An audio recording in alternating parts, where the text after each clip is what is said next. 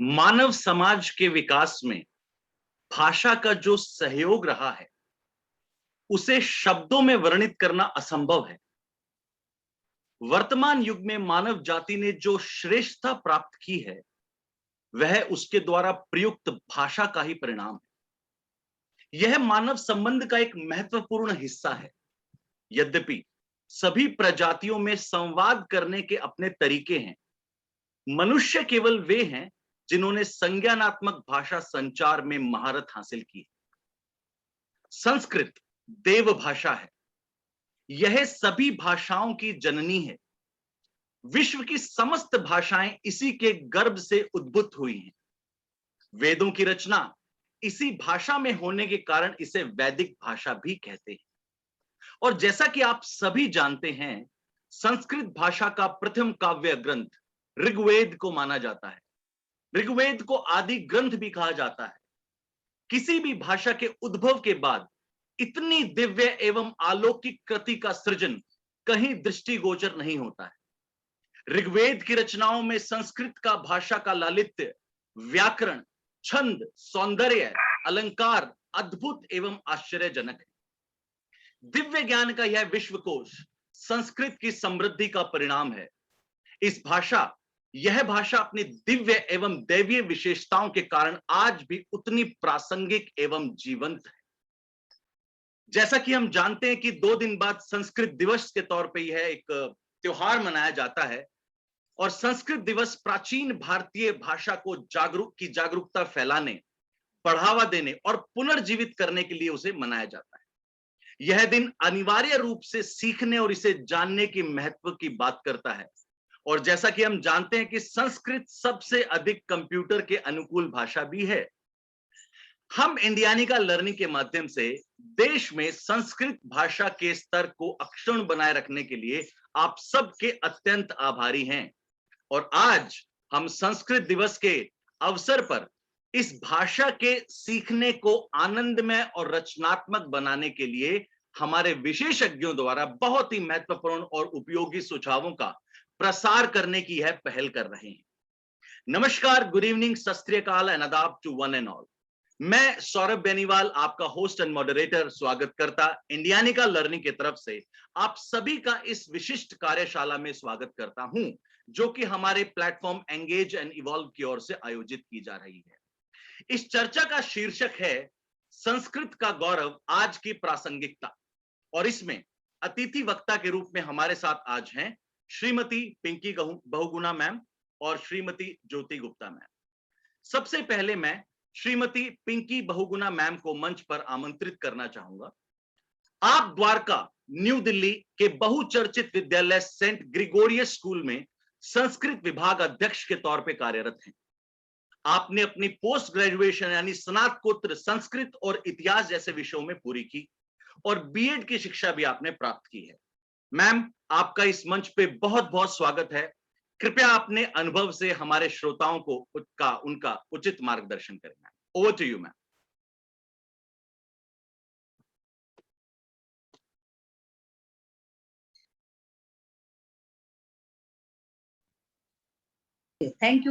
Thank you Indianica learning team, thank you. और सर्वेभ्य नमो नमः। सभी संस्कृत के आराधक जो आज इस वेबिनार से जुड़े हैं, सभी का हार्दिक अभिनंदन और आभार।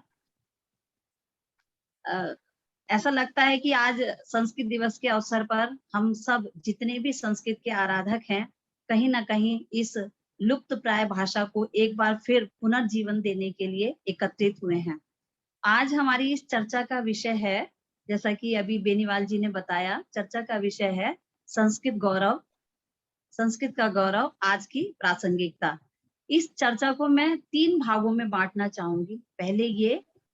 पहले तो हमें ये सोचना होगा कि क्या संस्कृत भाषा वाकई गौरवमयी है।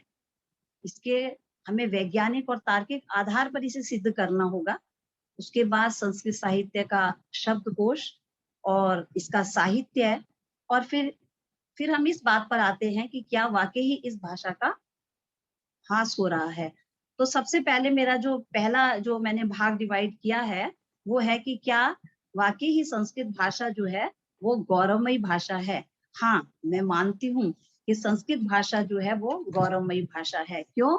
क्योंकि अगर आप देखें कि भारत में 23 भाषाओं को संवैधानिक रूप से उनको प्रूफ के तौर पर माना गया है। इसके अलावा कई आप देखेंगे कि कई प्रादेशिक भाषाएं भी बोली जाती हैं, साथ ही साथ देश विदेशों में अनेकों भाषाएं बोली जाती हैं। पर ऐसा क्या कारण है, ऐसी क्या चीज संस्कृत भाषा में है जो इसको गौरवमयी बनाती है, और जो हमारे देश के ही नहीं बल्कि विदेशी लोगों ने भी इसकी जो तार्किकता है, इसकी जो वैज्ञानिकता है, उसको माना है। तो इसके मैं कुछ उदाहरण देना, क्योंकि देखिए विज्ञान जो है वो बिना तर्क के किसी बात को नहीं मानता है। तो शायद अगर हम ये बोलें कि संस्कृत भाषा गौरवमयी है, और मुझे लगता है सारे जितने भी हमारे संस्कृत के आराधक जुड़े हुए हैं वो सभी इस बात को मानते हैं, लेकिन जब चर्चा की बात आती है तो हम अपनी इस बात को लोगों तक नहीं पहुंचा पाते हैं, क्योंकि हमें कई वैज्ञानिक तथ्य हैं जो शायद हमें भी नहीं पता, और हम दूसरे के सामने चर्चा करते हुए तर्क देने में असमर्थ हो जाते हैं। तो कुछ ऐसे ऐसे तथ्य हैं जिनको आज मैं रखना चाहूंगी कि वाकई संस्कृत भाषा गौरवमयी भाषा है। हाँ, मैं मानती हूँ कि ये भाषा गौरवमयी भाषा है, और इस भाषा ने विश्व में भारत का नाम बढ़ाया है। तो इसके कई कारण हैं। सबसे पहले तो आप नासा को ही देखिए। नासा ने स्पेस में मैसेज भेजने के लिए जिस भाषा को चुना वह थी संस्कृत भाषा, और यह माना कि यह सबसे संपूर्ण, सटीक और सर्वोत्तम भाषा है जिसे कम से कम शब्दों में हम मैसेज को भेज सकते हैं। अगर ऋग्वेद महोदय को देखें तो उन्होंने भी कंप्यूटर कोडिंग के लिए सबसे सर्वोत्तम भाषा को माना है, और वो भाषा है संस्कृत। अगर आज के आधुनिक युग में आज के डॉक्टर्स को देखें तो वो स्पीच थेरेपी के लिए संस्कृत भाषा का प्रयोग करते हैं। उनका मानना है कि अगर जो व्यक्ति संस्कृत बोल लेता है तो वह किसी भी तरह की भाषा को बोलने में समर्थ है। और इसके अलावा आपने शायद मंजुल भार्गव का नाम सुना होगा, जिनको कि गणित के लिए नोबेल पुरस्कार मिला था। क्या आप लोग जानते हैं कि जब उनसे ये पूछा गया कि आपने जो ये पुरस्कार था इसको प्राप्त करने के लिए आपने कितनी मेहनत की और किन किन चीजों के आधार पर आपने तैयारी की, तो उनका सबसे पहला उत्तर था कि वो संस्कृत भाषा है, वो देवमय भाषा है, जिसके आधार पर, जिसके कारण आज मुझे जो है नोबेल पुरस्कार मिला। और इसका उन्होंने तर्क दिया कि ब्रह्म सूक्त के सूत्रों के आधार पर मैंने मैथ्स के सूत्रों की व्याख्या की, और उसका आज ये परिणाम निकला कि मुझे नोबेल पुरस्कार मिला। तो इस तरह के महान अनुभव हुए जिन्होंने की संस्कृत को श्रेय दिया। इसके अलावा अगर मैं कहूँ, आप देखेंगे अमेरिका जैसा सबसे बड़ा देश जो आज की दुनिया में सबसे ताकतवर देश माना जाता है, अभी पिछले 1-1.5 साल पहले जब वहां पर राष्ट्रपति के चुनाव हुए तो आप देखेंगे वहां पे भारत मूल की कमला हैरिस, उनके शपथ ग्रहण समारोह में वेदों मंत्रों से सारा वातावरण गुंजायमान हो गया, सारा वातावरण संस्कृतमय हो गया। तो ये सारी चीजें इस बात को स्पष्ट करती हैं कि हाँ, संस्कृत भाषा का मान सम्मान है। भले ही हम अपनी इस भाषा को जो मूल रूप से भारत में जन्मी है, हमारे ऋषि मुनियों की भाषा है, भले आज उसको हम भूल रहे हैं, लेकिन विदेशी इस बात को जानते हैं कि इसका क्या महत्व है। और यही कारण है कि आज जो है जितने भी शोध अनुसंधान होते हैं, विदेशी जो है हमारे इन ग्रंथों में निहित साहित्य को एक शोध के विषय के रूप में लेते हैं। तो ये जो इन सारी चीजों से हमें ये पता चलता है कि संस्कृत भाषा सम्माननीय है, अद्भुत है, और यह देवों की भाषा इसीलिए नहीं मानी गई है। तो ये वैज्ञानिक कुछ ऐसे तर्क हैं जिनको कि हम ये कह सकते हैं कि हाँ, संस्कृत भाषा वैज्ञानिक है और पूर्ण रूप से तर्क पर आधारित है। हम इसके लिए कुछ भी तर्क दे सकते हैं, ठीक है, इसको सिद्ध करने के लिए। तो आज हमें ये चीज माननी होगी कि वाकई हम जिस देश में रहते हैं, जो हमारे ऋषि मुनियों की जो ये वाणी है, इसको हमें सजोकर रखना है, और ये एक दिन हमें मान सम्मान जरूर दिलाएगी। अब इसका दूसरा प्रश्न ये है कि जब ये भाषा इतनी महत्वपूर्ण है, जब विदेशी इसका इतना सम्मान करते हैं, तो तो हम ऐसा क्यों नहीं सोचते, हम हमारे अंदर ऐसी क्यों हीन भावना है कि वो हम संस्कृत बोलेंगे या संस्कृत पढ़ेंगे तो कोई हमें कहेगा कि क्या तुम पंडित हो, क्या तुम ये हो। नहीं, ऐसा जब तक हम अपने मन की हीन भावना को नहीं निकालेंगे तब तक हम इस भाषा को भी आगे नहीं बढ़ा सकते। ये मैं जतिन जी से रिक्वेस्ट करूंगी, वो स्लाइड नंबर 1 को प्लीज आगे लाएं, स्लाइड 1 को। आप देखेंगे सभी भाषाओं की जननी माना जाता है संस्कृत को। संस्कृत एक वट वृक्ष है। ये वट वृक्ष इतना विशाल है कि स्लाइड नंबर 1 जतिन जी, स्लाइड नंबर 1 पेड़ की, हाँ जी हाँ जी, इट्स ओके। तो आप देखेंगे कि ये वट वृक्ष है, इससे निकली हुई, इसकी शाखाओं से निकली हुई विभिन्न भाषाएं हैं और इन भाषाओं का जन्म संस्कृत भाषा से ही हुआ, इस वट वृक्ष से ही हुआ। इसी के आधार पर ये फली फूली हैं।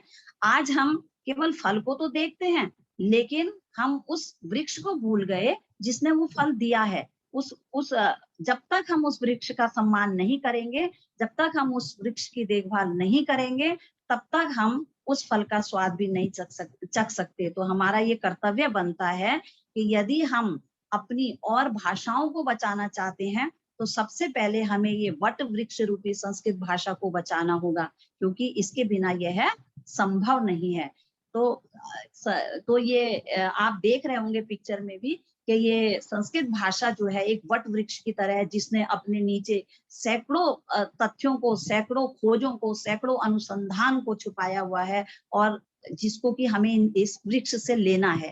ठीक है, अगर हम जाएं तीसरा संस्कृत के साहित्य की और संस्कृत के शब्दकोश की, तो हम देखेंगे कि संस्कृत का साहित्य चाहे वह लौकिक है चाहे वह अलौकिक है, दोनों ही कंडीशन में अगर हम इसको देखें तो ये अथाह है, विस्तृत है, गहन है। इस तक पहुंचने के लिए हमें कई साल लग जाएंगे। अगर हम अपने अलौकिक साहित्य की बात करें तो हमारे वेद, पुराण, उपनिषद, इतिहास जितने भी हैं इनमें गहन गूढ़ ज्ञान भरा हुआ है जिसको कि निकालना बाकी है। लेकिन ये बिना संस्कृत ज्ञान के संभव नहीं है, ये भी हम इस बात को जानते हैं। उसी तरीके से अगर लौकिक साहित्यकारों को देखें हम और उनकी रचनाओं को देखें, चाहे वो महाकवि कालिदास थे, चाहे भवभूति थे, चाहे शूद्रक थे और चाहे दंडी थे, अगर हम इनकी रचनाओं को भी देखें तो इन्होंने भी संस्कृत को मान सम्मान दिलाया। आप सभी जानते हैं कि कालिदास को तो भारत का शेक्सपियर तक कहा गया। ठीक है, और इसके अलावा अगर हम देखें तो बहुत सारे ऐसे आधुनिक विषय हैं जिनमें कि संस्कृत के सिद्धांतों को, संस्कृत के अनुसंधानों को पढ़ाया जाता है और ये सभी संस्कृत के ग्रंथ हैं, संस्कृत की साहित्य की निधि है, खजाना है, जिनको कि हमें संजो कर रखना है। आज देश विदेश में अगर आप देखें तो देश विदेश में पढ़ाए जाने वाले ऐसे सैकड़ों विषय हैं जो कि संस्कृत साहित्य में निहित हैं। आज हम कहते हैं हम मैथ्स पढ़ रहे हैं, हम साइंस पढ़ रहे हैं या हम अर्थशास्त्र पढ़ रहे हैं, लेकिन ये सब ज्ञान कहाँ से लिया गया? इन विषयों के लिए विषय वस्तु कहाँ से ली गई? वो सब संस्कृत भाषा के इन्हीं ग्रंथों पर से ली गई है। पाणिनि द्वारा रचित अष्टाध्यायी तो आप सभी लोगों को पता होगा कि उसके बाद ही व्याकरण के नियम निश्चिंत किए गए। और केवल संस्कृत के लिए ही नहीं थी ये, बल्कि उसके बाद संस्कृत के बाद और दूसरी भाषाओं के भी जो व्याकरण के नियम थे वो पाणिनि की अष्टाध्यायी के आधार पर ही निश्चिंत किए गए। ये सब आप सभी लोगों को पता होगा। इसके अलावा संस्कृत का जो शब्दकोश है वो इतना विशाल, इतना अथाह और इतना सबल है कि यहाँ पर हर पदार्थ के लिए आपको एक अलग शब्द मिलेगा। जैसे मैं उदाहरण दूंगी तो आप देखिए कि मेषः है और मेषा है। केवल इतना बोलने से ही हमें पता चल जाता है कि मेषः पुल्लिंग है और मेषा स्त्रीलिंग है। हमें और इसको स्त्रीलिंग पुल्लिंग कह के बोलने की जरूरत नहीं पड़ती, हम ये अंडरस्टूड है। ठीक है, लेकिन अगर हम अंग्रेजी भाषा में जाएं तो ये लिविंग थिंग है, इसके लिए मेल फीमेल के लिए अलग अलग वर्ड होना चाहिए, लेकिन वहां पर आपको शब्दकोश में अलग अलग शब्द नहीं मिलेगा। वहां पर ही और शी करके उसको डिफ्रेंशिएट किया जाएगा कि शी शीप और ही शीप। ठीक है, इसी तरीके से अगर हिंदी में भी जाएं, हिंदी को भी के शब्दकोश में भी कई शब्दों की कमी है। जैसे उदाहरण के तौर पे अगर मछली है या मीन है तो वहां पर उसको नित्य स्त्रीलिंग मान लिया गया। भाई ये भी तो लिविंग थिंग है। आप देखेंगे अगर हम संस्कृत में मीनः बोलते हैं और मीना बोलते हैं तो या कोकिलः बोलते हैं और कोकिला बोलते हैं, तो हमें इससे बिल्कुल पता चल जाता है कि हम मेल कोयल की या फीमेल कोयल की बात कर रहे हैं। तो इस तरीके से अगर हम देखें कि संस्कृत का साहित्य, संस्कृत का शब्दकोश इतना गहन है, इतना ज्ञान से भरा हुआ है कि यहाँ पर आपको हर पदार्थ, हर वस्तु के लिए अलग-अलग शब्द मिलेगा, जो कि शायद और भाषाओं के शब्दकोश में नहीं मिलता। तो अब प्रश्न ये आता है, ये यहाँ तक मुझे लगता है आप सभी लोगों को इस बात का मे बी कि आप लोग संस्कृत आराधक जो भी जुड़े हुए हैं, वो ये सोच रहे होंगे कि ये कोई नई बात थोड़ी है, हमें भी तो पता है ये सब चीजें, लेकिन इसके आगे क्या है? तो इस फिर क्या कारण है कि जो इतनी वैज्ञानिक भाषा है, इतनी तार्किक भाषा है, जिसका शब्दकोश इतना गहन है, जिसके साहित्य इतना गूढ़तम है, ऐसी वो भाषा आज क्यों लुप्त प्राय होती जा रही है? उसका क्या कारण है? क्यों लोग उसमें रुचि नहीं दिखा रहे हैं? तो मुझे ऐसा लगता है और मैं ऐसा मानती हूँ कि मुख्य धाराओं के विषयों के साथ इसका जुड़ाव ना होना। मुख्य धारा के विषयों के साथ इसका जुड़ाव ना होना। इसका मतलब है कि जो आज हमारे बच्चे मुख्य विषय पढ़ते हैं, चाहे वो मैथ्स है, चाहे साइंस है, चाहे अर्थशास्त्र है और भी जो भी शास्त्र हैं, जब वो पढ़ते हैं तो उनमें बहुत सारा ऐसा ज्ञान है जो कि संस्कृत के ग्रंथों से लिया गया है, लेकिन उन विद्यार्थियों को ये नहीं पता ये कहाँ से लिया गया। जिसके मैं कुछ उदाहरण आपको देना चाहूंगी कि आज का विद्यार्थी जब गणित पढ़ता है तो गणित में पाइथागोरस का सिद्धांत पढ़ता है, परंतु उसे यह नहीं पता कि ये पाइथागोरस का सिद्धांत जो था वो बोधनाचार्य के द्वारा बोधनाचार्य के द्वारा रचित जो शून्य सूत्र थे उनसे लिया गया, और ना ही आज के जो अध्यापक हैं वो इस बात को बताते हैं। वो केवल पाइथागोरस का सिद्धांत उनको बताते हैं, सिखाते हैं, सूत्र बताते हैं, लेकिन उन्होंने कभी ये नहीं बताया कि ये जो है बोधनाचार्य द्वारा रचित शून्य सूत्रों से लिया गया। तो यहाँ आप देखेंगे कि मुख्य विषय है गणित, और उसका हम संस्कृत से जुड़ाव नहीं कर रहे, जबकि उसका जुड़ाव है। ठीक उसी तरीके से आज का विद्यार्थी जब शून्य के बारे में पढ़ता है तो उसे ये नहीं बताया जाता है कि शून्य के आविष्कारकर्ता जो थे वो भास्कराचार्य थे। विद्यार्थी को फिजिक्स में कई ऐसे उनके सिद्धांत आते हैं, जब उनको पढ़ाया जाए तो ये नहीं बताया जाता है कि ये यास्काचार्य का सिद्धांत है। आज का विद्यार्थी जब बायो में फोटोसिंथेसिस यानी कि प्रकाश निस्सरण प्रक्रिया को पढ़ता है तो उसको यह नहीं बताया जाता कि ये जो सिद्धांत है ये महर्षि पराशर के द्वारा रचित वृक्षायुर्वेद से लिया गया है। आज के आयुर्वेदिक डॉक्टर जो इतना इलाज करते हैं, आजकल आप देखेंगे कि आयुर्वेद बहुत एक चरम सीमा पे चल रहा है, एलोपैथी के साथ साथ आयुर्वेद का भी महत्व है। तो ये नहीं बताया जाता कि ये आयुर्वेद जो था वो ये महर्षि सुश्रुत ने लिखा। तो इस तरह से बहुत सारी ऐसी चीजें हैं जो कि हम जो आधुनिक हमारी मुख्य विचारधारा के जो विषय हैं उनके साथ हमने संस्कृत को नहीं जोड़ा है, जबकि हम संस्कृत का ज्ञान ही उसमें पढ़ा रहे हैं, लेकिन फिर भी उसको हमने एक नए विषय के रूप में जो है वो लोगों के सामने रखा है। और आज का विद्यार्थी जो सिर्फ एकदम टू द पॉइंट सिर्फ वो फल पे ध्यान देता है, वह फल कहाँ से उपजा उस पे उसका मतलब नहीं है। तो एक गुरु होने के नाते हमारा ये कर्तव्य बनता है कि हम उसको बताएं कि केवल बच्चे को ही नहीं देखना, उस बच्चे की माँ को भी देखना है जिसने उसको पैदा किया है, जिसने उसको जन्म दिया है। ऐसे ही चाहे आप देखें नाट्य शास्त्र हैं और चाहे अर्थशास्त्र है, चाहे आजकल के फील्ड में आप देखिए एरोनॉटिक्स है जिसको कि धनुर्वेद कहा जाता है, तो धनुर्विद्या से ये धनुर्वेद बना। तो आप देखेंगे जितने भी ग्रंथ हैं, जितने भी विषय आज हम पढ़ते हैं, वो सारे के सारे विषय जो हैं वो संस्कृत साहित्य में समाहित हैं।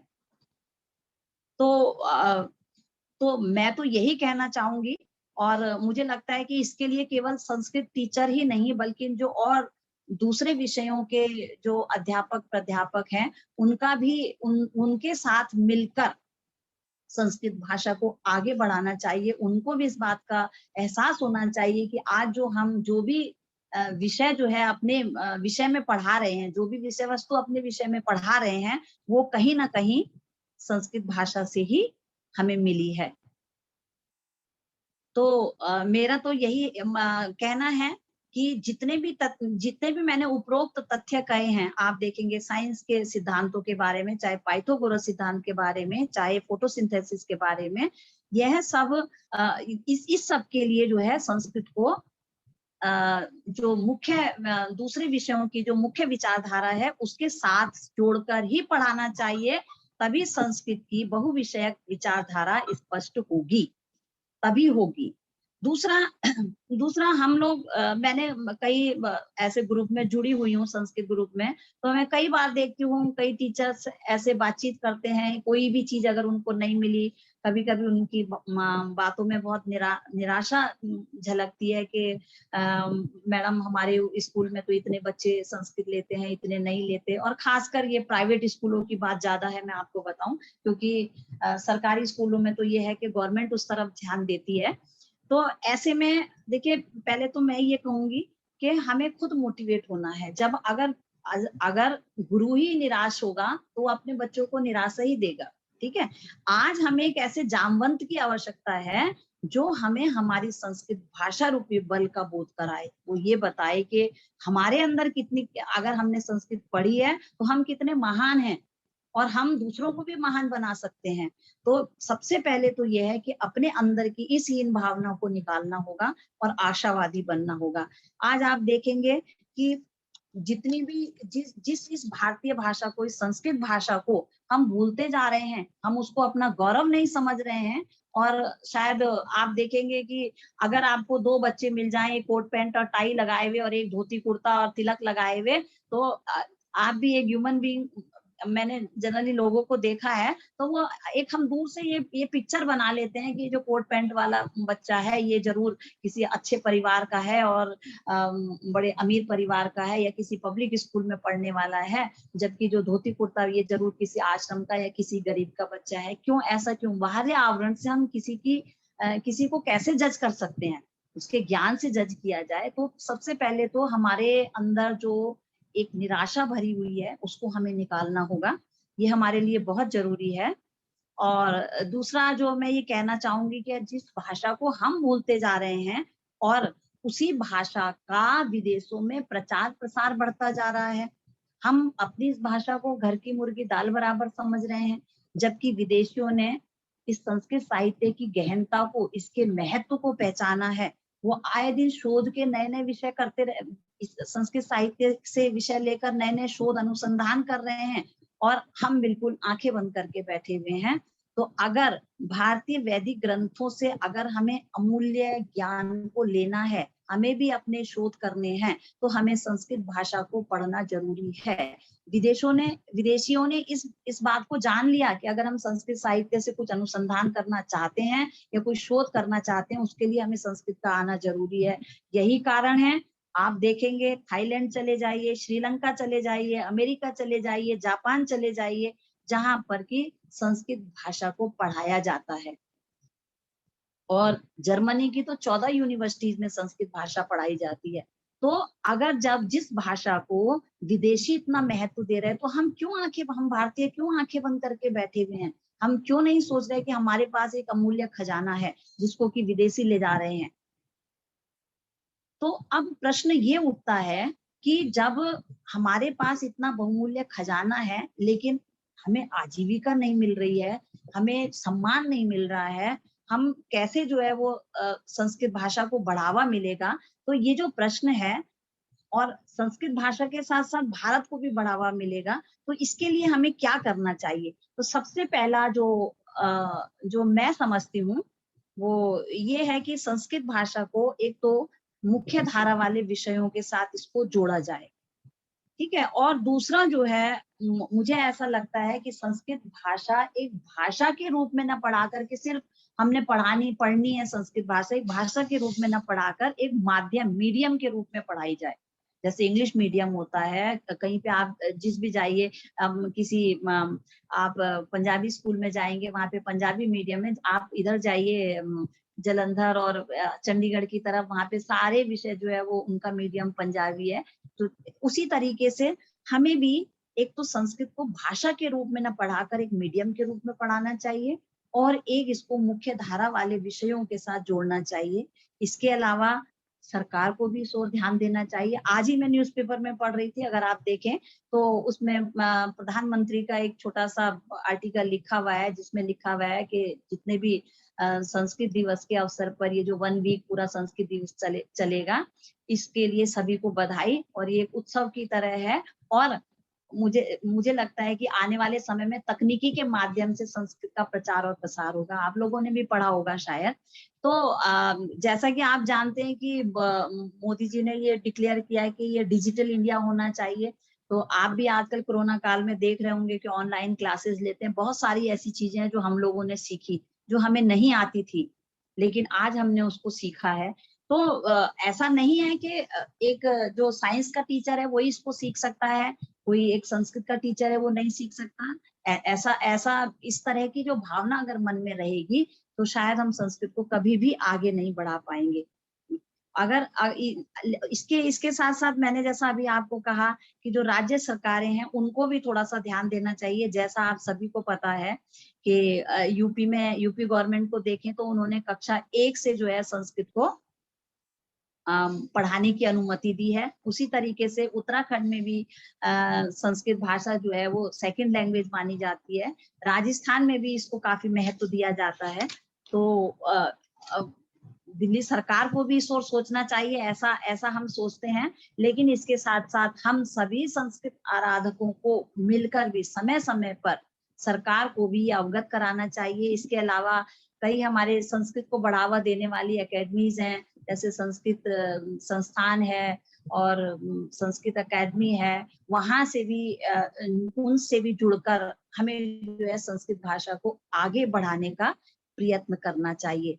तो मुझे ऐसा लगता है कि हम सब संस्कृत के अध्यापक अध्यापिकाएं जो हैं इसके लिए एक इम्पोर्टेंट रोल प्ले कर सकते हैं।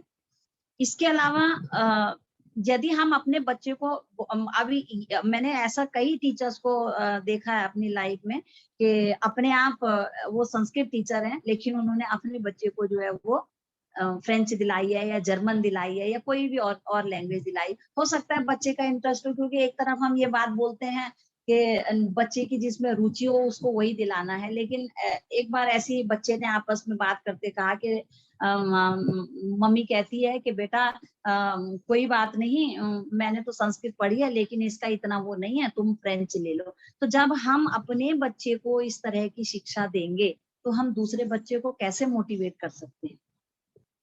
ये एक बड़ा गंभीर प्रश्न है कि जब हम खुद ऐसे, अगर हम अपनी भाषा को अगर ऐसे बोल रहे हैं, तो आप ये बताइए कि आप दूसरे के बच्चे को कैसे, दूसरे कक्षा के और कक्षाओं के बच्चों को कैसे मोटिवेट कर सकते हैं? जब तक हम इस बात को नहीं मानेंगे कि हाँ, हमें अपने बच्चों को वैज्ञानिक ज्ञान देना है, या यदि हम अपने बच्चों को संस्कारवान, सौम्य और चरित्र युक्त बनाना चाहते हैं, तो हमें संस्कृत भाषा को पढ़ाना पड़ेगा। आप देखेंगे पंचतंत्र की कहानियां मूल रूप से संस्कृत में हैं और नैतिकता से भरी हुई हैं, नैतिक शिक्षा से भरी हुई हैं। उसको कई भाषाओं ने अपनी अपनी भाषा में, कई देशों ने अपनी अपनी भाषाओं में ट्रांसलेट किया। वहां के बच्चे उसका फायदा उठा रहे, लेकिन हमारे बच्चे मूल रूप से उन कहानियों को पढ़ना नहीं चाहते, क्योंकि उनको संस्कृत में पढ़नी नहीं आती। तो कई ऐसा ज्ञान है, कई ऐसे अमूल्य निधियां हमारे इस संस्कृत साहित्य में छुपी हुई हैं, जिनको आज हमें अपनी आने वाली जनरेशन को बताना होगा। यदि हम अपने देश को दुनिया के सर्वोच्च शिखर पर लाना चाहते हैं, तो हमें उसके लिए संस्कृत भाषा का सहारा लेना ही होगा, क्योंकि हम अपनी आने वाली पीढ़ी, देखिए आने वाली पीढ़ी चाहे कितनी भी पढ़ी लिखी हो जाए, लेकिन अगर वो संस्कारवान नहीं होगी, अगर उसमें नैतिक मूल्य नहीं होंगे, तो उसका कोई फायदा नहीं है। और ये काम जो है सबसे महत्वपूर्ण, ये काम जो है केवल और केवल संस्कृत भाषा कर सकती है। तो इसके लिए मुझे लगता है सभी संस्कृत के अध्यापक अध्यापिकाएं और इस वेबिनार से जुड़े हुए जितने भी टीचर्स हैं, उन सबको इस ओर अथक प्रयास और कोशिश करनी चाहिए। अब अक्सर मैं एक चीज और मैं देखती हूँ कि कई बार क्या होता है, ग्रुप में इस तरह की चर्चा होती है, जैसे कई स्कूल्स में ऐसा होता है कि कि गवर्नमेंट स्कूल में तो जो है वो गवर्नमेंट प्रोत्साहन दे रही है, लेकिन प्राइवेट में जो है वो हम बच्चों को मोटिवेट करते हैं तो बच्चे हंसते हैं, बच्चे कहते हैं कि हाँ, बच्चे कहते हैं कि आप जो है हम नहीं पढ़ेंगे संस्कृत, हम तो विदेशी लैंग्वेज पढ़ेंगे। इस तरीके से जो है मैं कई बार देखती हूँ ग्रुप में चर्चा होती रहती है। तो देखिए आप अपना काम कीजिए, आप चाहे आपके पास 5 बच्चे हैं, चाहे 2 बच्चे हैं, आप उसको पूरे जज़्बे के साथ, पूरे इंटरेस्ट के साथ, पूरी रुचि, अपने पूरे सामर्थ्य के साथ उसको वो ज्ञान दीजिए। निराश नहीं होना, चाहे आपके पास 5 बच्चे भी हैं, चाहे आपके पास 2 बच्चे भी हैं, उनको ही आप आगे लेके जाइए।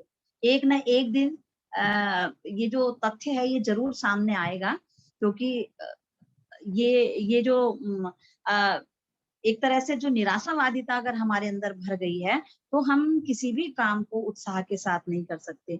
दूसरा जो मैं एक चीज़ और देखती हूँ, चूँकि देखिए मैं भी आपकी तरह एक प्राइवेट स्कूल में शिक्षिका हूँ, तो जबकि हमारे स्कूल में संस्कृत के अच्छे बच्चे स्ट्रेंथ अच्छी रहती है, लेकिन मैंने कई और स्कूलों में ऐसा देखा कि जैसे किसी स्कूल में 3 या 4 सेक्शन है, तो 3-4 सेक्शन में बच्चे कहते हैं मैडम हम पेरेंट्स के कई बार फ़ोन आते हैं, मैडम सो एंड सो वाली जो मैडम जिस क्लास में पढ़ाती हैं, मुझे अपने बच्चे का एडमिशन उस सेक्शन में कराना है। अगर माना 4 सेक्शन है और 4 सेक्शन में 4 टीचर अलग-अलग संस्कृत पढ़ाती हैं, तो अगर संस्कृत या कोई भी विषय सपोज़ पढ़ाती हैं और पेरेंट्स अगर ये फ़ोन करके कहते हैं कि मैडम हमें अपने बच्चे को सो एंड सो सेक्शन में पढ़ाना है, जब उनसे कारण पूछा जाता है क्यों? क्योंकि वो मैडम अच्छा पढ़ाती हैं, इसलिए। क्योंकि उन मैडम का पढ़ाया समझ में आता है इसलिए। तो यहाँ पे हमें अपना एनालिसिस करना भी बहुत ज़रूरी है, अपना आत्मनिरीक्षण करना भी बहुत ज़रूरी है कि हम अपनी टीचिंग को, अपने पाठन को रुचिकर कैसे बनाएँ। ये बहुत ज़रूरी है, किस तरीके से हम इंटरेस्टिंग बनाएँ, किस तरीके से हम उन्हें मोटिवेट करें, किस तरीके से जो है वो नई-नई गतिविधियाँ और नई-नई प्रतियोगिताएँ ऑर्गेनाइज़ करा के उनको मोटिवेट करें। तो ये हमारे ऊपर डिपेंड करता है, जब बच्चे को ये सारी चीज़ें मिलती हैं, तब डेफ़िनिटली उसका इंटरेस्ट जो है सब्जेक्ट में जागेगा। नहीं तो नहीं तो वो फिर वही कहेगा कि नहीं संस्कृत भाषा बहुत मुश्किल है। आज ही का एक एक रिसेंट इंस्टेंट जो घटना है वो मैं आपको बताऊँ कि अभी 2 बजे करीब हमारे घर कुछ फिजियोथेरेपी के लिए एक लड़की आई थी। तो पहली बार आई और उसने किसी ने इंट्रोड्यूस कराया कि ये मैडम जो है वो संस्कृत पढ़ाती हैं। तो कहने लगी ओह! संस्कृत मेरे को तो बिल्कुल भी इंटरेस्ट नहीं है। तो मैंने उससे वही पूछा कि बेटे जब ये बताओ कि आप जब छोटी मुझे ये भाषा बिल्कुल अच्छी नहीं लगती। मैंने उससे पूछा क्यों? कहती है नहीं, पहले तो वो कुछ नहीं बोली, उसके बाद उसने दोबारा कहा कि नहीं वो जो हमारी मैडम थी ना, तो वो बिल्कुल भी अच्छा नहीं पढ़ाती थी और एक बार पढ़ा के बोल देती थी कि बस तुम घर में पढ़ लेना और कुछ पूछते थे तो वो कुछ भी नहीं बताती थी। मुझे उसकी बात को सुन के बड़ा बुरा लगा, तो मैंने उससे यही पूछा कि बेटे ये बताओ कि जब तुम पैदा हुए थे तो बचपन से ही तो कोई भाषा नहीं बोलने लगे ना? आप चाहे हिंदी बोलते हो, तमिल बोलते हो, व्हाटएवर जिस भी कास्ट के हो, जो भाषा आपने धीरे-धीरे करके सीखी। तो पहली बात तो ये है कि पहला जो आपने आंसर दिया था कि संस्कृत भाषा बड़ी मुश्किल है, तो यहाँ मैं नहीं मानती क्योंकि हो सकता है बचपन में से ही अगर आप संस्कृत पढ़ते तो आपको मुश्किल नहीं लगती। फिर उसने कहा हाँ, ये बात तो आंटी आपकी बिल्कुल सही है, लेकिन जो दूसरी बात है वो ज़्यादा इम्पोर्टेंट है कि हमारी टीचर जो थी वो बिल्कुल भी अच्छी नहीं थी। तो मुझे ऐसा बुरा लगा क्योंकि मैं भी एक टीचर हूँ, तो मैं ये चाहती हूँ और कई बार ऐसे हमारे आस-पास भी इस तरह के इंसिडेंट होते हैं, तो मैं ये चाहती हूँ कि हाँ हम टीचर्स के कारण बच्चा जो है वो ये ना कभी कहे कि हाँ, मुझे संस्कृत में इसलिए इंटरेस्ट नहीं है कि सो एंड सो टीचर अच्छा नहीं पढ़ाती हैं या सो एंड सो टीचर जो है वो हमें हमारे कुछ पूछने पे हमें जवाब नहीं देती है, ठीक है? तो शायद एक ये भी कारण होगा, इसलिए पब्लिक स्कूलों में खासकर है कि टीचर्स स्पेशली ऐसा ध्यान रखें, ऐसा मेरा सुझाव है, ताकि हम संस्कृत को ज़्यादा से ज़्यादा बच्चों में मतलब लेने के लिए प्रेरित कर सकें। इसके अलावा संस्कृत को इंटरेस्टिंग बनाने के लिए कई गतिविधियाँ हैं, कई प्रतियोगिताएँ हैं, जिनको हमें आयोजित कराना चाहिए और उन्हें भाग लेने के लिए प्रोत्साहित करना चाहिए। इसके साथ-साथ हमें अपने व्यक्तित्व में भी निखार लाना चाहिए। ऐसा नहीं है कि हम संस्कृत के टीचर हैं और जो मैथ्स का टीचर है उसका ज्यादा मान सम्मान है, हमारा मान सम्मान नहीं है। नहीं, ऐसा नहीं है। आप भी एक विषय पढ़ाते हैं, आप भी एक सम्माननीय विषय पढ़ाते हैं। तो जब तक आप अपने व्यक्तित्व में अपने आप निखार नहीं लाएंगे, तब तक ये पॉसिबल नहीं है। एक आशावादी बनिए, एक अपने व्यक्तित्व में निखार लाइए, तो आप देखेंगे कि संस्कृत भाषा भी ऊंचाई तक पहुंचेगी, उन ऊंचाई तक पहुंचेगी। और अब मैं जो हमारा दूसरी स्लाइड है उसको मैं लाने के लिए थोड़ा-सा कहूँगी, जतिन जी प्लीज़। तो आप देख रहे होंगे ये जो स्लाइड है, इसमें आप देख रहे होंगे शो श्रोडिंगर की कैट, ठीक है? ये एक सिद्धांत है। तो ये सिद्धांत जो है, ये इस तरह का सिद्धांत है कि जब तक ये कैट बक्से में बंद है, तो हमें ये नहीं पता कि कितनी बड़ी है, क्या है और ये जिंदा है या मर गई है। लेकिन लेकिन जो जब ये खुलेगी तभी हमें इसका वास्तविक ज्ञान होगा। ठीक इसी तरीके से संस्कृत भाषा भी जो है वो श्रोडिंगर महोदय की जो बक्से में बंद बिल्ली है उसकी तरह है। यानी कि जिस तरह बिल्ली को खोल के बक्से को खोल के ये देखा जाना है कि बिल्ली कितनी बड़ी है, जिंदा है कि मर गई है, ठीक उसी तरीके से ठीक उसी तरीके से संस्कृत भाषा के संदर्भ में भी मैं यह कहना चाहूंगी कि जब तक हमने संस्कृत भाषा के ग्रंथों को, संस्कृत भाषा के साहित्य को गहनता से, गूढ़ता से नहीं पढ़ा, तब तक ये भाषा अतार्किक है या तब तक ये भाषा मृत प्राय है, यह कहना बिल्कुल भी उचित नहीं है। तो मैं तो यही कहूंगी अपनी बात को समाप्त करते हुए कि जयतु संस्कृतम पठन्तु संस्कृतम। Thank you. बहुत बहुत धन्यवाद पिंकी बहुगुणा मैम, और बहुत बहुत अच्छी जानकारियां, बहुत अपने अद्भुत एक्सपीरियंस आपने जो है हमारे श्रोताओं को दी है। बहुत बहुत शुक्रिया। एक बात जो मुझे बहुत अच्छी लगी इसमें कि नई शिक्षा नीति के अनुसार भी आज इंटीग्रेटेड अप्रोच पे बहुत ध्यान दिया जा रहा है।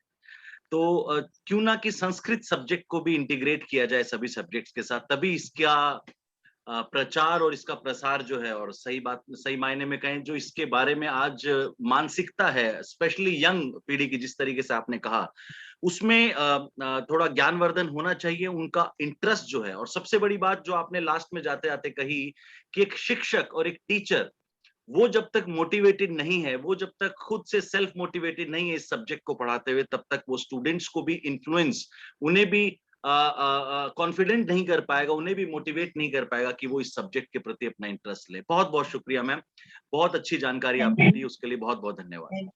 Thank you. अब हम आगे बढ़ेंगे। इससे पहले हम अपने अगले वक्ता को बुलाएं, मैं दो सूचनाएं, दो अनाउंसमेंट्स करना चाहता हूं। एक तो इस ज्योति गुप्ता मैम के सेशन के बाद आपका प्रश्न उत्तर, अगर कोई प्रश्न है आपका हमारे स्पीकर से आप पूछना चाहते हैं, तो अभी आप Q&A ऑप्शन आपकी स्क्रीन पे सामने दिखाई दे रहा होगा। आप Q&A में अपने नाम के साथ अपना क्वेश्चन लिखना शुरू करें, एंड फिर कुछ क्वेश्चंस को हम सेलेक्ट करके हमारे जो माननीय स्पीकर्स हैं उनसे हम अपना वो आपके बिहाफ से क्वेश्चन करेंगे, और फिर हमारे स्पीकर्स उसका जवाब दे सकते हैं। इसके बाद हम एक लिंक आपके साथ शेयर करेंगे, जिसके बेस पे आपका सर्टिफिकेट जो है वो उपलब्ध होगा। तो जुड़े रहें हमारे साथ। बहुत ही जल्दी वो लिंक आपके साथ एक शेयर कर दिया जाएगा, और उस लिंक को, छोटा सा लिंक, उसके एक छोटा सा फॉर्म है, उस फॉर्म फिल करने के बाद आपका सर्टिफिकेट, जो ई सर्टिफिकेट्स हैं इस वेबिनार के, वो आपकी मेल आईडी पे आपके पास पहुंच जाएंगे। तो आगे बढ़ते हैं ज्योति गुप्ता मैम को इनवाइट करने के लिए। ज्योति गुप्ता मैम, आपका स्वागत है। आप हिंदी और संस्कृत विभाग वाराणसी से आप बिलोंग करते हैं। Qualified C TET, UP TET and UP TET in language Sanskrit आप हैं। आप इस वक्त सेंट जॉन स्कूल वाराणसी में as a TGT Hindi and Sanskrit subject के रूप में आप पढ़ा रहे हैं। और इससे पहले पहले भी आपने बहुत अच्छे अच्छे स्कूल, जैसे कि Delhi public school Varanasi, Sunbeam group of educational institutes में अपनी सेवाएं दी हैं। आपकी एजुकेशन क्वालिफिकेशन में आपने बीएड डिस्टिंक्शन मार्क्स से बीएचयू वाराणसी से किया। उससे पहले आपने एमए सीएसजेएम यूनिवर्सिटी कानपुर से, और बीए आपने हिंदी और संस्कृत लखनऊ यूनिवर्सिटी से किया। मैम, आपका बहुत बहुत स्वागत है इस सेशन में।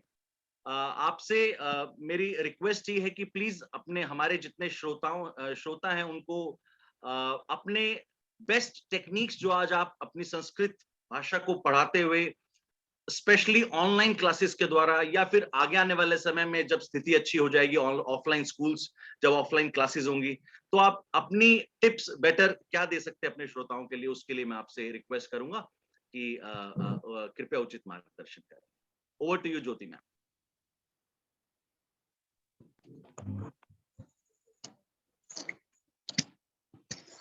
शुभम करोति कल्याणम आरोग्यम धन संपदा शत्रु बुद्धि विनाशाय दीप ज्योति नमस्तुते। नमस्कार सभी श्रोताओं को, और विशेष धन्यवाद सौरभ जी को जिन्होंने इतने सुंदर शब्दों में मेरा परिचय दिया। धन्यवाद सौरभ जी।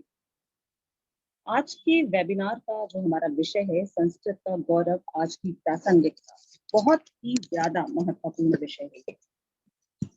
आज के युग में विज्ञान एक ओर हमारे चारों ओर के भौतिक संसार से संबंधित है, वहीं दूसरी ओर मनुष्य का आंतरिक जगत, उसकी भावनाएं, आध्यात्मिक ज्ञान से। यदि हम संस्कृत का अध्ययन करें तो हमें अनुभूति होती है कि इसमें मानव की जीवात्मा का शाखा विस्तार कितनी अद्भुत विविधता के साथ किया गया है।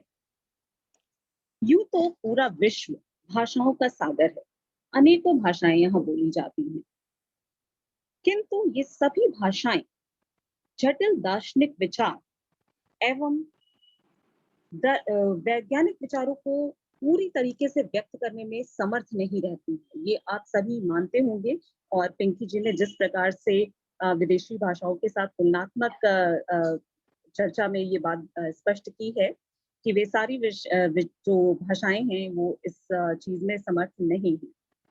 तो इन सब के बीच में संस्कृत एक ऐसी भाषा है जो गंभीर दार्शनिक विचारों, जटिल वैज्ञानिक विचारों, आध्यात्मिक, सांस्कृतिक, साहित्यिक सभी दृष्टियों से अत्यंत उन्नत एवं समृद्ध है। आधुनिक भाषाओं की उच्च शैली में संस्कृत शब्दों की भरमार मिलती है। संस्कृत भाषा के महत्व को वैश्विक स्वीकृति मिली हुई है। विलियम थियोडोर नामक एक प्रसिद्ध विद्वान ने भी कहा है कि भारत तथा संसार का उद्धार और सुरक्षा संस्कृत ज्ञान के द्वारा ही संभव है। हमारे संविधान में भी ये उल्लिखित है कि राष्ट्रभाषा का विकास मुख्य रूपेण संस्कृत भाषा में ही होना चाहिए। हम सभी कंप्यूटर्स का उपयोग बहुतायत करते हैं। आजकल के जीवन में कंप्यूटर के बिना कुछ भी सोचना संभव नहीं है।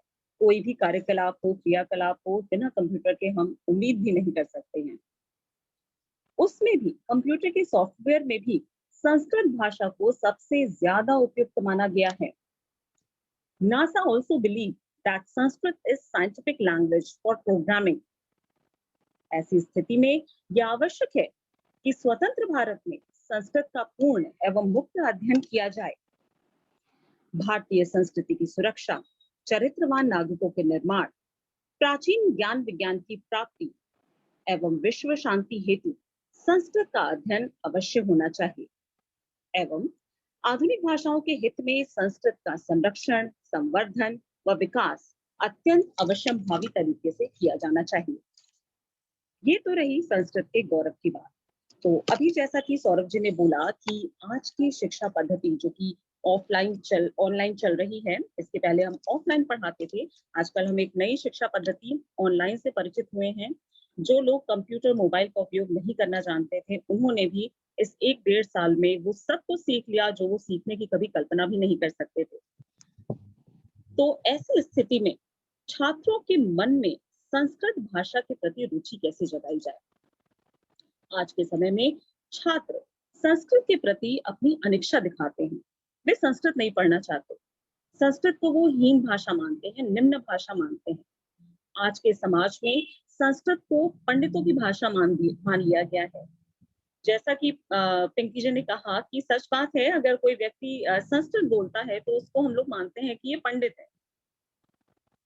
पुराने जमाने में संस्कृत बोलने वालों को विद्वानों की श्रेणी में रखा जाता था, लेकिन आज उसे पंडित की संज्ञा दे दी जाती है। ये बड़ा ही खेदजनक है, लेकिन आज की वास्तविकता यही है।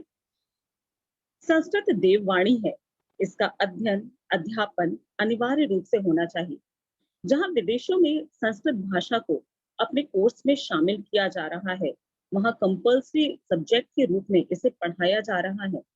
वहीं उस भाषा की उत्पत्ति जिस देश में हुई, वहां उसका ऐसा अनादर है कि उसे ऐच्छिक विषयों में रखा गया है। ये बहुत ही बड़ी सोचने वाली बात है कि हम संस्कृत को स्वयं किस दिशा की ओर ले जा रहे हैं। चलिए खैर, छात्रों में संस्कृत शिक्षा के प्रति लगाव बढ़ाने के लिए संस्कृत को सरल एवं लोकप्रिय पाठ्यक्रम सामग्री से युक्त किया जाना चाहिए। शिक्षा के क्षेत्र में गुणात्मक एवं प्रयोगात्मक शिक्षा का महत्व बढ़ता जा रहा है। संस्कृत भाषा की विषय वस्तु में भी गुणात्मकता एवं प्रयोगात्मकता का समावेश किया जाना चाहिए। इसके साथ ही हमें छात्रों को यह भी बताना होगा कि कितनी ही विदेशी भाषाएं ऐसी हैं जिनमें अधिकांश शब्द हमारी संस्कृत भाषाओं से हमें संस्कृत भाषा से लिए गए हैं।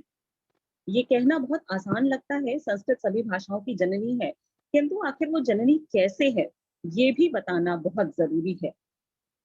मेरा छोटा सा बेटा अभी जब मैं इस वेबिनार की तैयारी कर रही थी, तो वो मुझे बोल गया, मम्मी आप ये भी बोल सकते हो कि संस्कृत सारी भाषाओं की मम्मी है।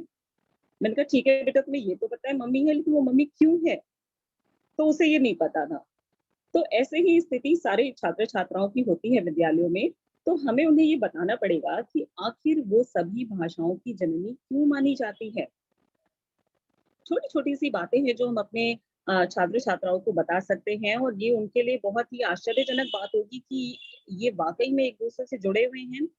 जैसे कि काऊ शब्द संस्कृत के काऊ से बना है, गाऊ GAU, गऊ से बना है काऊ।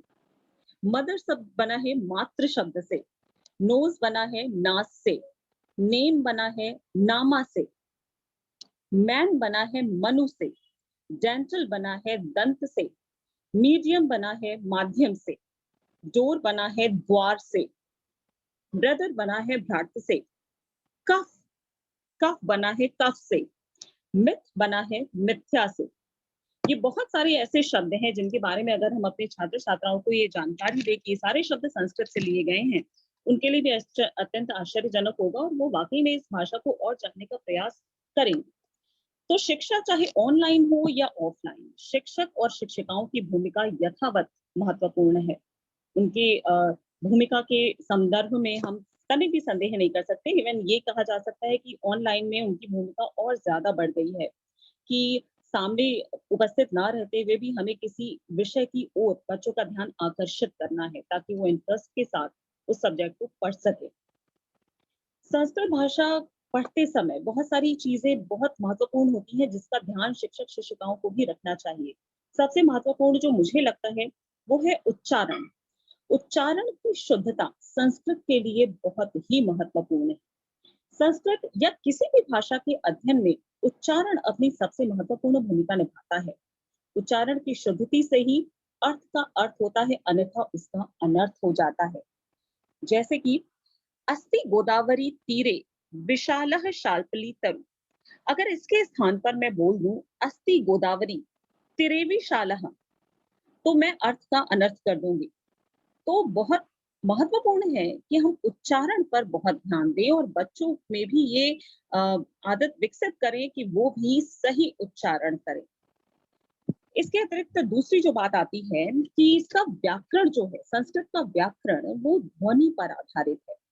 इसमें शब्द की आकृति से ज्यादा ध्वनि जरूरी है और हर एक आकृति के लिए संस्कृत में एक ध्वनि है। यही इसे उस सबसे ज्यादा वैज्ञानिक और आसान बना देती है। कहने को तो संस्कृत की शब्दावली, संस्कृत की वर्णमाला बहुत बड़ी है, लेकिन ये वर्णमाला ज्यादा बड़ी होने के कारण ही ये अत्यधिक वैज्ञानिक होती है और इसको पढ़ा और समझा जाना आसान भी होता है। इसके साथ ही साथ मैं आपको एक चीज, वैज्ञानिक चीज बताना चाहूंगी। क्लेफ्ट पैलेट या कटी हुई जीभ वाले जो लोग होते हैं जिन्हें बोलने में समस्याएं होती हैं, इसके अलावा तोतला जो लोग बोलते हैं, उनकी थेरेपी करने के लिए डॉक्टर्स संस्कृत बोलने की सलाह देते हैं क्योंकि इसमें हर एक ध्वनि के लिए एक अक्षर है। तो संस्कृत का महत्व आप यहाँ तो बहुत ज्यादा मान सकते हैं कि डॉक्टर्स भी इसका प्रयोग कर रहे हैं। तीसरी जो बात आती है वो ये कि संस्कृत श्लोकों को उचित लय, मात्रा एवं विरामों को ध्यान में रखकर पढ़ाना चाहिए। ये सारी बातें मैं आपको इस संबंध में बता रही हूँ कि छात्रों का ध्यान हम इस ओर कैसे आकर्षित करें, हमें किन किन बातों पर ध्यान देने की आवश्यकता है। तो संस्कृत श्लोकों को उचित लय, मात्रा, विराम चिन्हों को ध्यान में रखकर हमें पढ़ाना चाहिए। अगला, कि संस्कृत के सरल साहित्य से हमें छात्रों को परिचित कराना चाहिए। किसी भी विषय की शुरुआत जब सरल विधि से होती है, सरल चीजों से होती है, तो बच्चों का भी ध्यान उस ओर आकर्षित होता है। अगर हम स्टार्टिंग ही बिल्कुल टफ और बिल्कुल मुश्किल चीजों से कर देंगे, बच्चे उसे पढ़ भी नहीं पाएंगे, तो बिल्कुल उनका इंटरेस्ट नहीं जाएगा। तो ये बहुत जरूरी है कि प्रारंभिक स्तर पर जब हम संस्कृत भाषा का अध्ययन करते हैं, अध्यापन कराते हैं, उस समय हम सरल साहित्य को महत्व दें, ताकि बच्चों का इंटरेस्ट उस ओर बढ़े। इसके बाद, कि संस्कृत के जो महत्वपूर्ण कुछ श्लोक हैं, उनको हम बच्चों को कंठस्थ कराएं। उन्हें हम क्लास में गा कर, स्वयं भी गाकर, बच्चों से भी गवाकर, हमें उन्हें कंठस्थ कराने का प्रयास करना चाहिए, जिससे कि जब वो अपनी मातृभाषा के माध्यम से अपने कभी कोई वार्तालाप कर रहे हैं, उस वार्तालाप को प्रभावी बनाने के लिए वो बीच बीच में उन श्लोकों का, उन कंठस्थ श्लोकों का वो प्रयोग कर सके। तो ये कई सारे उपाय हैं जिसके द्वारा हम संस्कृत भाषा के प्रति छात्रों की रुचि जगा सकते हैं। चलिए, मैं आपका और ज्यादा समय नहीं लूंगी। धन्यवाद सौरभ जी, मैं इतना ही कहना चाहती हूँ। बहुत बहुत धन्यवाद ज्योति गुप्ता मैम, और बहुत अच्छी टिप्स टेक्निक्स। वही हम समझते हैं कि ज्ञान तो देखिए सभी जो भी पढ़ाई करते हैं, ज्ञान की तो कोई कमी नहीं होती, लेकिन ये स्किल्स होती हैं जो डिफर करती हैं टीचर्स के बीच में, कि कौन कितनी स्किल से उन सब्जेक्ट्स को जो है इफेक्टिवली पढ़ा पा रहा है। बहुत बहुत धन्यवाद मैम इन टिप्स के लिए और इन सभी महत्वपूर्ण जानकारियों के लिए। सो मैं पिंकी बहुगुणा मैम को भी आमंत्रित करना चाहूंगा। अभी कुछ प्रश्न जो है हमारे Q&A में अभी कुछ हमारे सम्माननीय जो श्रोता हैं उन्होंने अभी टाइप किए हैं, तो मैं उनकी तरफ से एक बार पढ़ रहा हूं मैम, और आप में से जो भी उनमें उनके उस सवालों का जवाब देना चाहें तो आप मैम प्लीज उसका जवाब दीजिए। अनीता गुप्ता मैम है जो RD राजपाल स्कूल द्वारका से हैं। उन्होंने एक सवाल किया है कि ये अभी जो CBSE ने सत्र 2022-23 के लिए कम्युनिकेटिव संस्कृत लागू करने के बारे में पूछा है, तो उसे कृपया स्पष्ट करें। तो ये एक सवाल है मैम। तो पिंकी मैम अगर आप इसका जवाब देना चाहें। देखिए, ये जो ये सवाल इन्होंने पूछा है, एक्चुअली इसमें भी अभी थोड़ा कंफ्यूजन है। अगर हम देखें तो जो सेमुसी का जो हम पढ़ते हैं वो भी कम्युनिकेटिव संस्कृत है, और इससे पहले जब मणिका पढ़ते थे तो वो भी कम्युनिकेटिव संस्कृत थी। बेसिकली उन्होंने ये जहां तक मैंने इसको समझा है, उन्होंने ये बताने की मतलब ये बताना चाहते हैं वो, कि स्कूल्स के जो हेड हैं वो भरेंगे कि आइदर वो सेमुसी लगाना चाहते हैं और मणिका लगाना चाहते हैं। जहां तक मतलब मैं समझी हूँ, वो एक मैंने लेटर देखा था ये, तो इसमें ये है कि कम्युनिकेटिव संस्कृत तो दोनों ही है। आज भी अगर हम सेमुसी है तो उसका जो कोड है 122 भरते हैं, तो वो भी कम्युनिकेटिव संस्कृत है। इससे पहले जब मणिका पढ़ाते थे वो भी कम्युनिकेटिव संस्कृत थी, उसका भी कोड 122 था। तो मुझे ऐसा लगता है कि शायद उन्होंने ये ऑप्शन दिया है कि आप सेमुसी लगाना चाहते हैं, क्योंकि वो, या मणिका जो है वो CBSE की बुक है और ये NCERT की बुक है। जी जी जी, शुक्रिया मैम, तो बहुत बहुत धन्यवाद। ये बेसिकली हेड के लिए है, जो हेड्स हैं स्कूल के उनके लिए है ये। और मुझे लगता है कि संस्कृत टीचर ही शायद उनसे ही वो पूछेंगे कि क्योंकि विषय तो वही पढ़ाती हैं, तो इसका यही मतलब है जहां तक मैं समझी हूँ। जी जी ma'am. So I hope Anita Gupta ma'am को उनके क्वेश्चन का आंसर मिल गया है। एक और सवाल आता है कि सभी भाषाओं में बच्चों की, ये पद्मजा पुण्या मैम, मैं माफी चाहता हूँ मैंने नाम अनाउंस नहीं किया।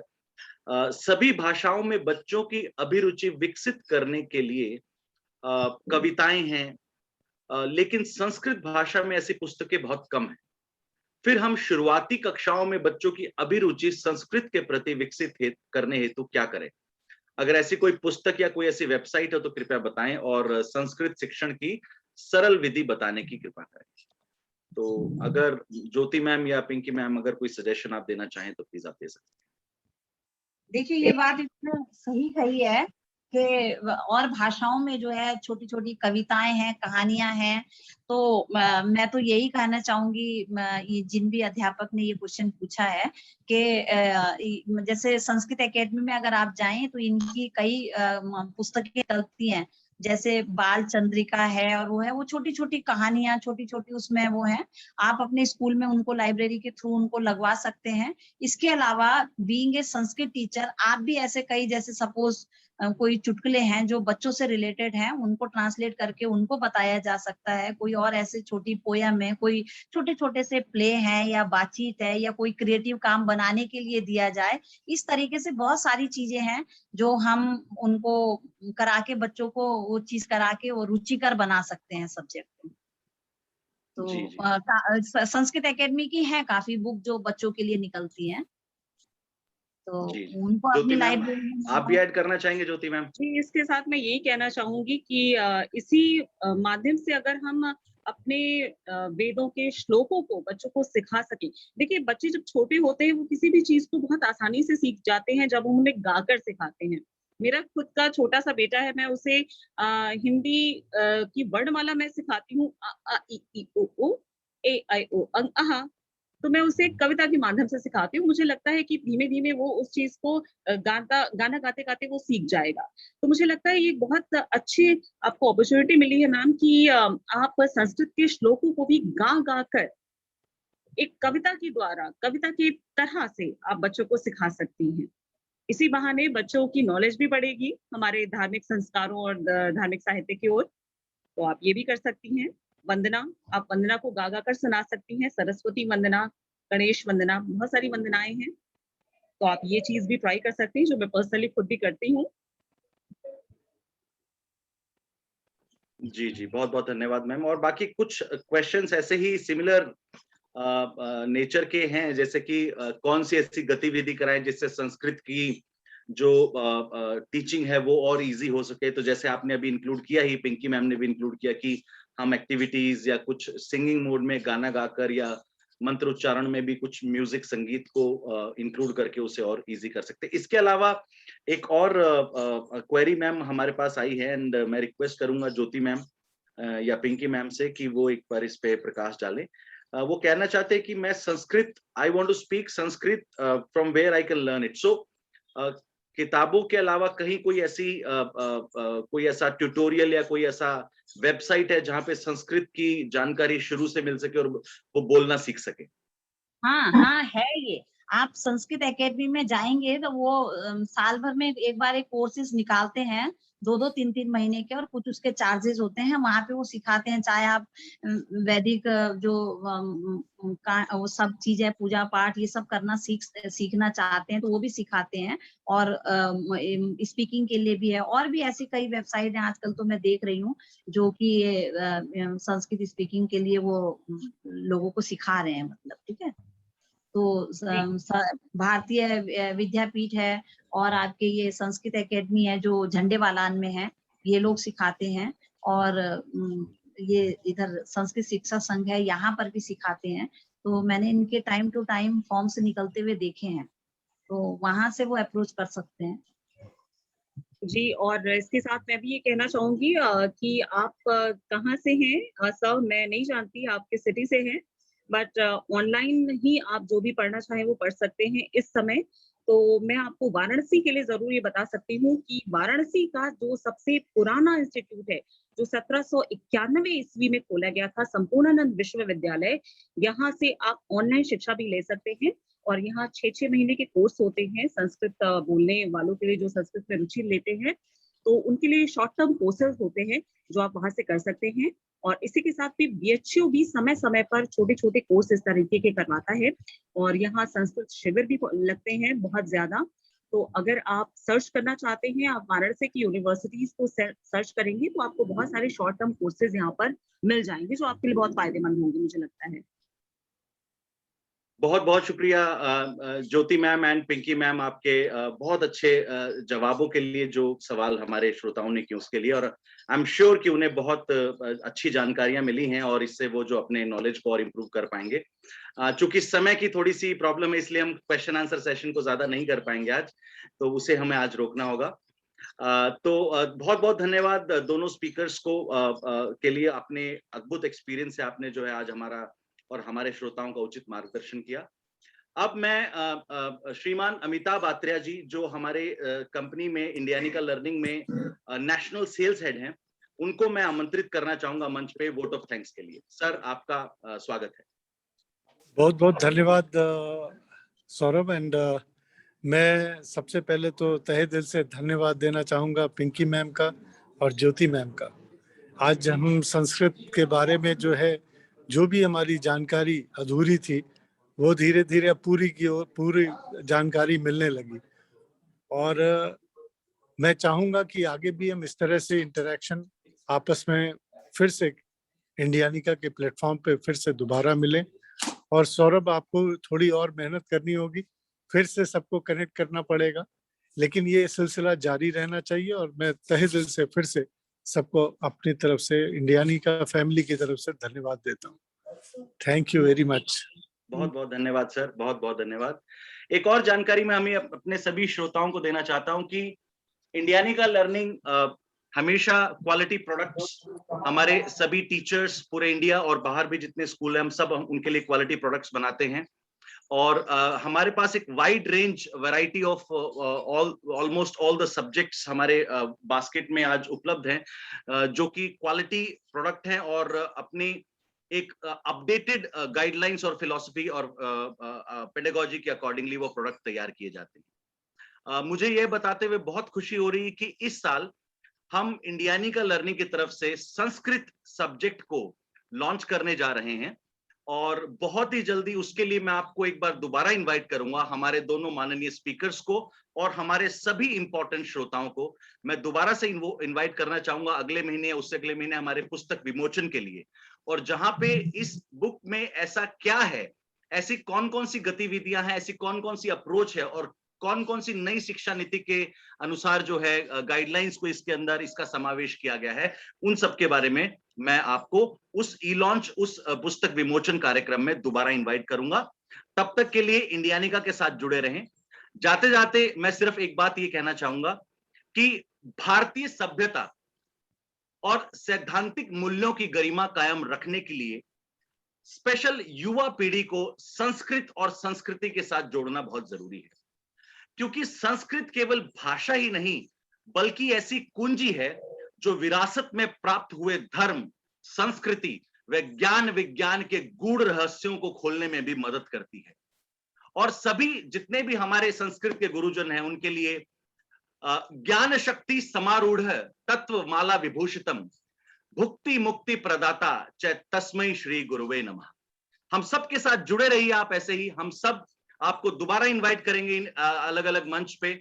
और अब मैं सिर्फ आपको ये बताना चाहता हूं कि मेरी टीम की तरफ से फीडबैक फॉर्म का लिंक जो है वो चैट ऑप्शन में डाल दिया गया है।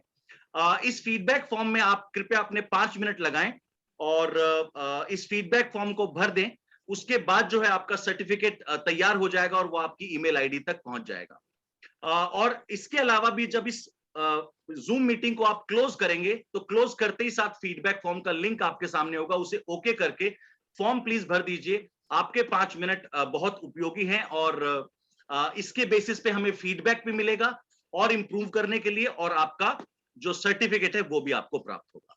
आप सभी अपनी सेहत का ध्यान रखिए, बहुत बहुत ख्याल रखिए अपना। ज्योति मैम बहुत बहुत धन्यवाद आपका, पिंकी मैम आपका तहे दिल से धन्यवाद, और सभी श्रोताओं का बहुत बहुत धन्यवाद। हम हमारे साथ जुड़े रहिए। मैं सौरभ बेनीवाल आपसे इजाजत चाहूंगा। नमस्कार।